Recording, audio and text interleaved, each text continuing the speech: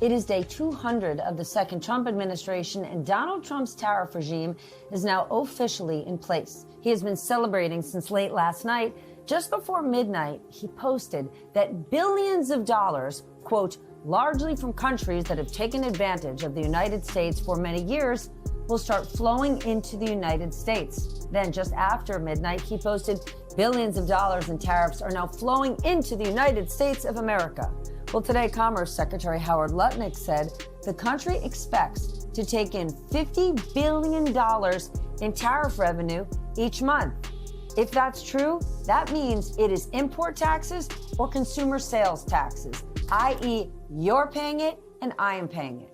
I have said this on this show many times, and I'm going to continue to say it, because no matter what President Trump says about tariff money flowing into the U.S. from other countries, it is not true. That is not how any of this works. That $50 billion a month Howard Lutnick is talking about is coming from American companies and eventually American consumers. You know who knows that? Howard Lutnick. He knows that. And so does our Treasury Secretary, Scott Bessent. Watch what happened today on Morning Joe. But assuming it does come from Brazil, say, or it comes from any country with a tariff, who writes the check to the Treasury? Well, the check is written to the person who receives it at the dock in the U.S. Mm-hmm. The check is written by the person who receives it at the dock. So the tariff is paid in this country by the importer, is that right? But the Brazilian exporter could decide that they want to keep market share. They could lower their price so that the full 50% of the tariff, say, and they could eat part of the cost. They could eat part of the tariff, which is what we've seen. Okay. But the check is written by the importer, right, at the dock. Yeah, and then the importer can pass it on or not. Thank you, Eugene. Meanwhile, the Trump team is still trying to figure out what to do about Jeffrey Epstein and Ghislaine Maxwell and the controversy swirling around all of it. A person close to the White House tells NBC News a group met last night to discuss that and other topics. We know that group included Attorney General Pam Bondi and FBI Director Kash Patel. And the DOJ does have a big decision to make. Tomorrow is the deadline to decide whether they will ask a judge to unseal grand jury exhibits from the Epstein case, in addition to the testimony they have already requested. In today's economic environment, surface-level profits reported by retail giants don't always tell the full story. While quarterly earnings may appear healthy, they often mask the real struggle taking place behind cash registers across the country. Retailers are navigating a growing set of challenges, including rising import costs, volatile shipping schedules, and an unpredictable trade policy landscape. One of the most pressing issues is the ongoing impact of U.S. tariffs on consumer goods. These tariffs act as indirect taxes, raising the cost of imported items such as toys, electronics, household appliances, and clothing. Retailers like Walmart and Target are beginning to express caution as they approach the second half of the fiscal year, not because consumer interest is fading, but because their operational realities have become more complex and costly. They are caught in a delicate balancing act between maintaining consumer-friendly prices and protecting their already thin profit margins. To understand the real-world implications, consider a seemingly simple example: a toy priced at $20 on the shelf. Without tariffs, the total cost to the retailer, including manufacturing, shipping, and logistics, might be around $14. However, with the current tariff structure in place, that cost can easily climb closer to $15.60 or more. When that happens, the company is faced with two difficult options: either increase the retail price or absorb the additional cost and sacrifice profitability. This isn't just a one-time decision. It's a dilemma repeated across thousands of SKUs and multiple product categories. Inventory decisions are made months in advance, especially for seasonal products. Orders for holiday items like Christmas decorations and electric toys are often placed in the first half of the year, long before tariffs may be adjusted. This timeline leaves retailers exposed to mid-year policy changes that can't be reversed quickly enough to avoid financial consequences at the shelf level. As tariffs drive up costs, the variety of available products also shrinks. Retailers have no choice but to become more selective in what they import, prioritizing lower-risk items or those that offer higher profit potential. For consumers, this results in fewer choices on store shelves and the possibility of delayed availability or out-of-stock items, especially during high-demand seasons. While big-box chains like Walmart and Target have tried to soften the blow through in-house brands, bulk discounts, and clearance events, these strategies offer only temporary relief. The overall trajectory still points toward higher prices and a narrower range of products. In short, the trade policy challenges ripple throughout the entire retail ecosystem, affecting what consumers can buy, how much they pay, and when they can expect products to arrive. At the operational level, companies are quietly rethinking their long-term strategies.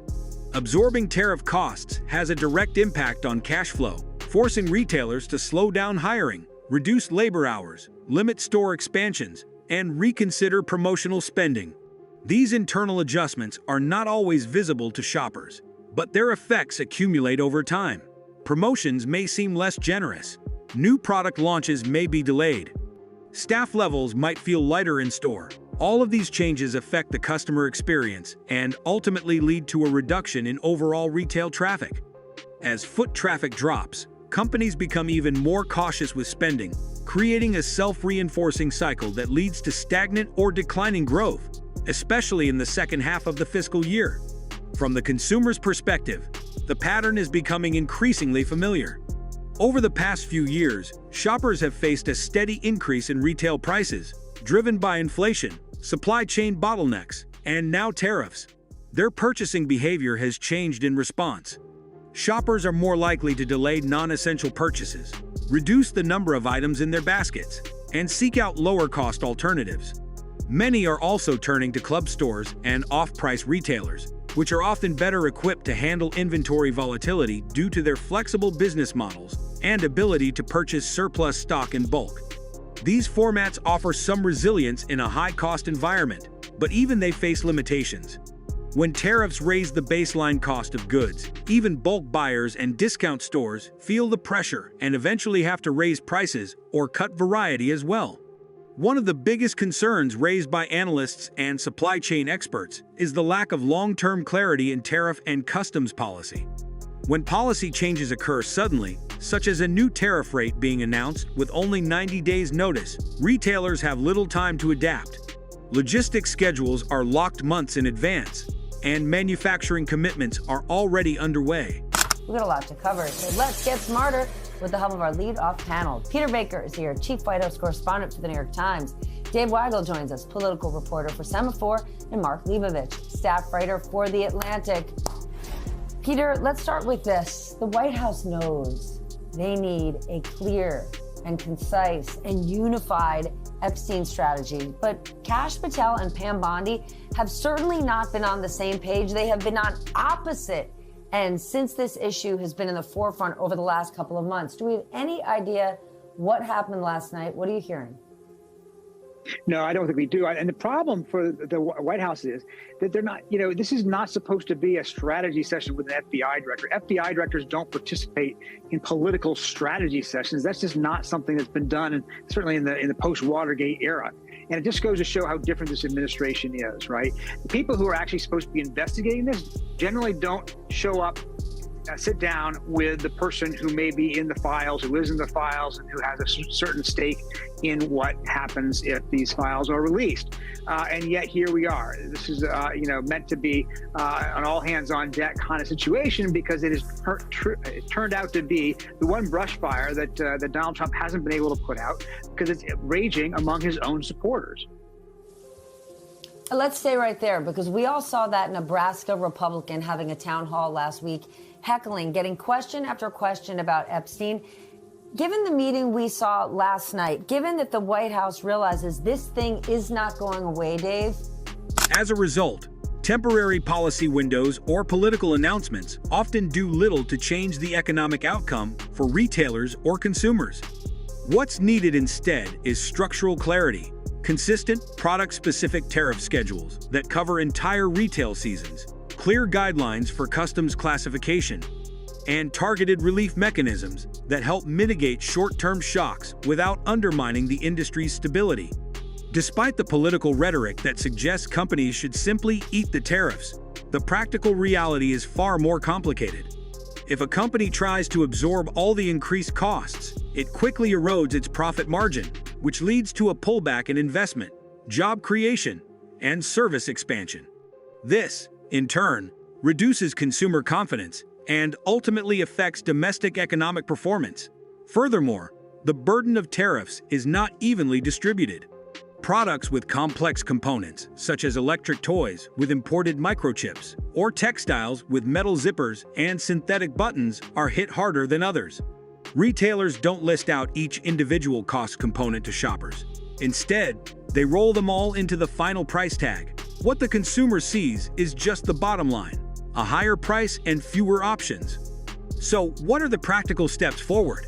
Experts have proposed several reasonable, nonpartisan solutions. First, retailers and manufacturers would benefit from a publicly announced, fixed schedule for tariff exemptions on key seasonal products like holiday decorations, small kitchen appliances, and children's toys. This would allow companies to plan ahead with confidence and avoid mid-season shocks. Second, simplifying customs classifications and origin documentation can help reduce port delays and prevent unexpected duties that often arise from bureaucratic inconsistencies. Finally, temporary tax credits or insurance-backed support systems could provide relief to companies facing sudden tariff spikes, especially in periods of high consumer demand. These steps don't require abandoning trade protections, but instead offer a more structured and transparent framework that allows the retail industry to plan, adjust, and protect both customers and workers. Ultimately, while headlines and slogans may simplify the story, the reality on retail shelves is far more nuanced. Price stability is not just about cutting taxes or lowering tariffs. It's about predictability, transparency, and smart planning. The next time you notice a product is more expensive or harder to find, remember that it's not always a simple case of inflation. Often, it's the result of a long chain of decisions, delays, and policy effects that started months before the product even reached the store. In today's uncertain retail environment, clarity is more valuable than ever. Whether you're a customer, a policymaker, or a business owner, the focus should shift away from blame and toward practical solutions that work for everyone in the supply chain. If you found this breakdown helpful, consider subscribing to our channel and turning on notifications. We'll continue covering the real-world impacts of trade policy, supply chain issues, pricing trends, and consumer behavior throughout the year, with updated reports from the field and inside perspectives from the industry.